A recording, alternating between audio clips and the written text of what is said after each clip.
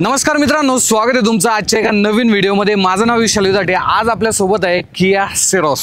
आता ही गाडी जर पाहिली ना, कियाने खास भारतीयांसाठी आणि भारतामध्ये ही गाडी डेव्हलप केलेली आहे। तर आज आपण ह्या गाडीच्या 7 पॉझिटिव्ह आणि 7 निगेटिव्ह गोष्टी पाहणार आहोत। त्यामुळे तुम्हाला देखील जर किया सेरोस घ्यायची असेल किंवा तुम्ही जर प्लॅन करत असाल तर आजच्या व्हिडिओच्या माध्यमातून तुमच्या मनातले भरपूर असे डाऊट जे आहेत ते क्लिअर होऊन जातील। सो चला आपण माहिती घेऊया। आणि हे वेरियंट जर पाहिलं डिझेल ऑटोमॅटिक टॉप मॉडेल असणार आहे। नमस्कार, माझं नाव विशाल युधाटे। तुम्ही पाहताय आपला मराठमोळा YouTube channel Marathi car news. चला आपण माहिती घेऊया किया सेरोसच्या पॉझिटिव्ह आणि निगेटिव्ह गोष्टींबद्दल।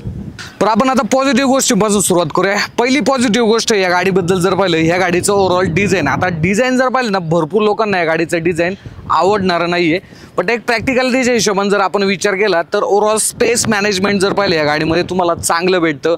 बूट स्पेस या गाडीमध्ये तुम्हाला चांगला भेटतो। सेकंड रो मध्ये स्पेस चांगला आहे आणि ओव्हरऑल 4 मीटर लेंथ असल्यामुळे ना तुम्हाला टाईट पार्किंग पोझिशन असेल किंवा कुठेही गाडी पार्क करायची असेल तर जास्त स्ट्रगल जो आहे तो करावा लागत नाही। सो माझ्या मते साईज मॅटर करते आणि ह्या साईजमध्ये जर पाहिलं ना ओव्हरऑल स्पेस ही गाडी तुम्हाला चांगला ऑफर करते। दुसरा पॉझिटिव्ह मुद्दा ह्या गाडीचा की या गाडीची रायडिंग हँडलिंग क्वालिटी आणि ओव्हरऑल फीचर जे की तुम्हाला ड्रायव्हिंगमध्ये एकदम हेल्प करतात आणि ओव्हरऑल व्ह्यू। आता गाडी जर पाहिली ना, तुम्ही स्टेअरिंग थोडं जरी फिरवलं तरी देखील तुम्हाला रिस्पॉन्स या गाडीचा चांगला भेटतो। 17 इंचचे अलॉयज जे देण्यात आलेले आहेत, 195 mm चा तुम्हाला ओव्हरऑल जो ग्राउंड क्लिअरन्स हा या गाडीमध्ये मिळून जातो आणि जो ग्लास एरिया आहे ना हा तुम्हाला एकदम मोठा भेटतो। त्यामुळे तुम्हाला ओव्हरऑल जजमेंट ज्यावेळेस आपण म्हणतो ना, नवीन कोणी बसतं गाडी चालवण्यासाठी आणि त्याला जजमेंट चांगलं यायला पाहिजे, तर हा जो ग्लास एरिया आहे ना हा तुम्हाला चांगलं त्या ठिकाणी जे आहे ते गाईड करतो।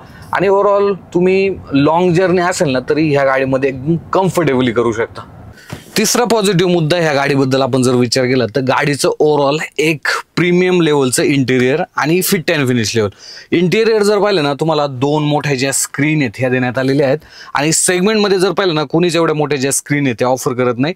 ही गाडी एक मात्र आहे आणि सोबतच तुम्हाला कुठेही हात लावा तुम्ही ओव्हरऑल सिलेक्शन ऑफ मटेरियल आहे ना कियाचं हे नक्कीच मानायला लागेल। तुम्हाला बटनची क्वालिटी जर पाहिली ना एकदम नेक्स्ट लेवल या ठिकाणी पाहायला भेटते आणि सेंटर कॉन्सोल असेल हा सुद्धा एकदम प्रॉपर पद्धतीनं जे प्लास्टिक मटेरियल असेल एकदम फिटमेंट तुम्हाला प्रॉपर भेटते।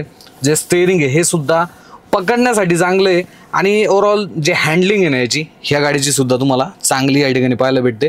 सो ज्यावेळेस तुम्ही ड्रायव्हिंग पोझिशनवरती बसता आणि ओव्हरऑल असं एक फ्रेश इंटिरियर पाहता त्यावेळेस गाडी चालवण्याची जी मजा आहे ना ती सुद्धा चांगली या ठिकाणी होऊन जाते। किया सेरोसचा चौथा पॉझिटिव्ह गोष्ट म्हणजे काय माहिती का, ह्या गाडीमध्ये दिलं जाणार स्पेस मॅनेजमेंट। आता मी जर पाहिलं माझी ड्रायव्हिंग बेस्ट पोझिशन जे आहे ते ही असणार आहे। चांगला जो स्पेस आहे हा मी इथे ठेवलेला आहे। त्यानंतर आपण रिअर साईड एकदा चेक करूया।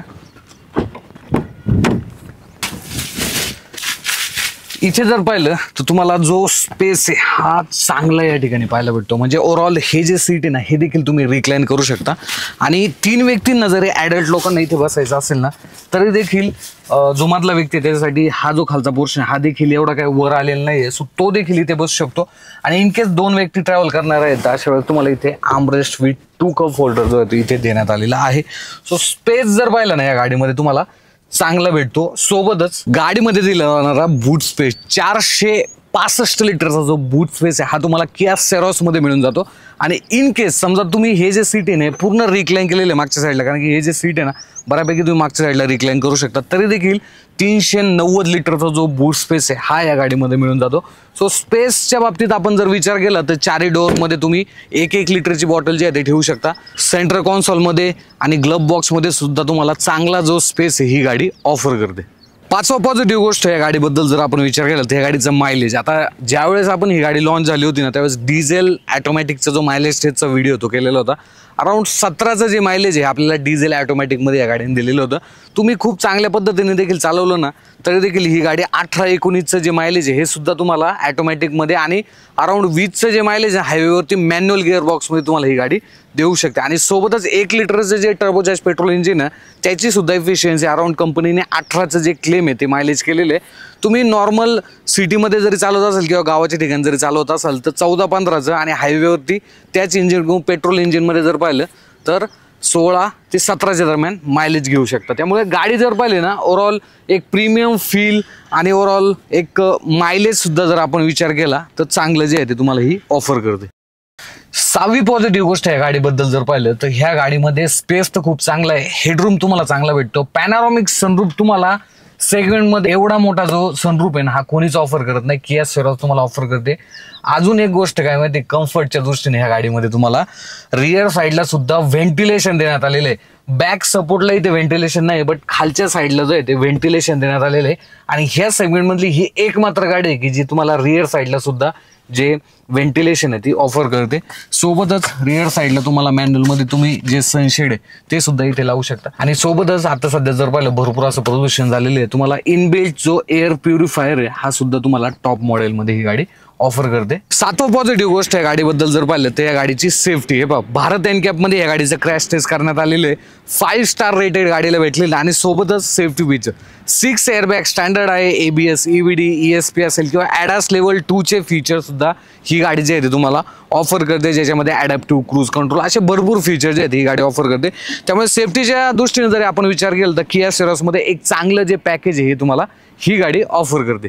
पण आता 7 पॉझिटिव्ह गोष्टी झाल्या, 7 निगेटिव्ह पाहूया गाडीबद्दल. आता इथे जर पाहिलं फ्लश टाईप डोअर हँडल या गाडीमध्ये देण्यात आलेली आहे.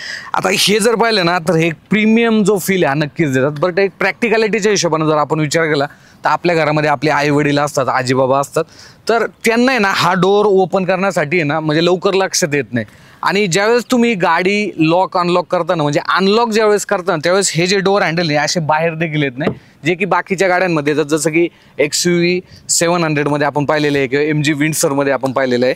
पण इथे अनलॉक जरी गाडी गेली तर हे हँडल जे आहे ते बाहेर येत नाही. त्यामुळे ज्यांना कोणाला माहिती नाही ना तर त्यांना थोडंसं इथे जर पाहिलं कन्फ्युजन होऊन जातं. सो माझ्या मते एक प्रॅक्टिकॅलिटीच्या हिशोबाने जर विचार केला तर नॉर्मल जर डोअर हँडल असते तर एक इझी झालं असतं. बट इथे माझ्या मते हा एक या गाडीचा निगेटिव्ह पॉईंट आहे.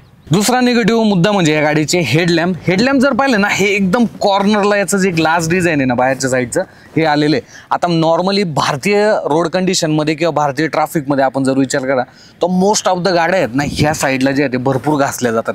त्यामुळे हे ना हा जो ग्लास एरिया आहे हेडलॅम्पचा हा लवकर खराब होऊ शकतो. आणि रिअर साईडला सुद्धा जर पाहिलं तर इथे जे हे जे टर्न इंडिकेटर किंवा हा जो LED सेटअप देण्यात आलेला आहे ना हा सुद्धा एकदम कॉर्नरला आहे. त्यामुळे चान्सेस असतात बरं का की हा पार्ट आहे ना लवकर डॅमेज होऊ शकतो. हा आता किंवा काही जे ॲक्सेसरीजचे पार्ट आहे क्रोम वगैरे तुम्ही इथे इन्स्टॉल करू शकता, पण हे खूप कॉर्नरला आल्यामुळे लवकर खराब होण्याचे जे चान्सेस हे होऊन जातात.